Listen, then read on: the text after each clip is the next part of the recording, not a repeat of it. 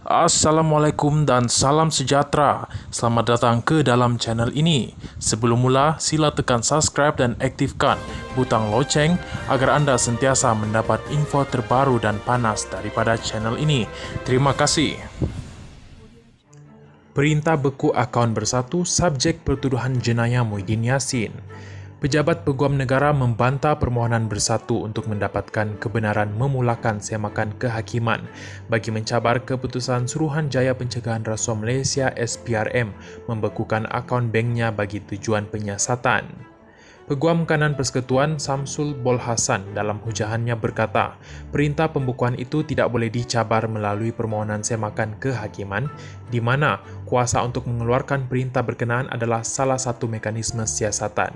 Katanya, agensi penguatkuasaan undang-undang diberi kuasa untuk mengeluarkan perintah membengkukan harta seseorang apabila memenuhi beberapa syarat.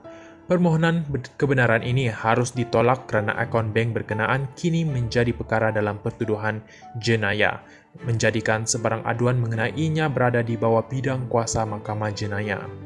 Perintah pembekuan itu yang dikeluarkan ke atas akaun bank bersatu kini menjadi subjek dalam pertuduhan jenayah terhadap Tan Sri Muhyiddin Yassin.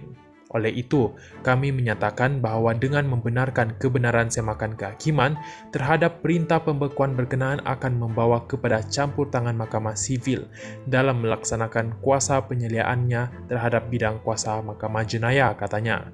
Sementara itu, Samsul berkata permohonan kebenaran Muhyiddin bagi mencabar larangan perjalanan ke atasnya juga harus ditolak kerana ia sudah ditarik balik menjadikan kini bersifat akademik.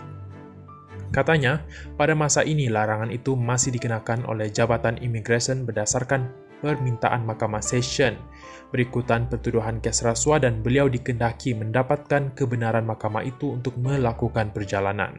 Sementara itu, Peguam Rosli Dahlan yang mewakili bersatu berhujah bahawa perintah pembekuan akaun dan larangan perjalanan terbabit boleh dicabar dalam semakan kehakiman kerana isu yang dibangkitkan bukan remeh atau menyusahkan.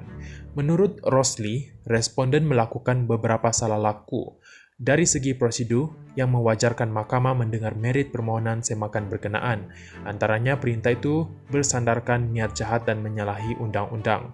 Beliau berkata perintah pembekuan akaun tidak pernah diserahkan kepada bersatu walaupun selepas pelbagai permohonan dikemukakan sebelum kebenaran semakan kehakiman difailkan. Katanya, siasatan SPRM dilakukan semata-mata sebagai asas untuk mengeluarkan perintah pembekuan akaun terhadap bersatu dan larangan perjalanan terhadap Muhyiddin tidak disertai asas yang kukuh. Selepas mendengar hujahan kedua-dua pihak, Hakim Datuk Ahmad Kamal Muhammad Syahid menetapkan 17 Mei ini bagi keputusan.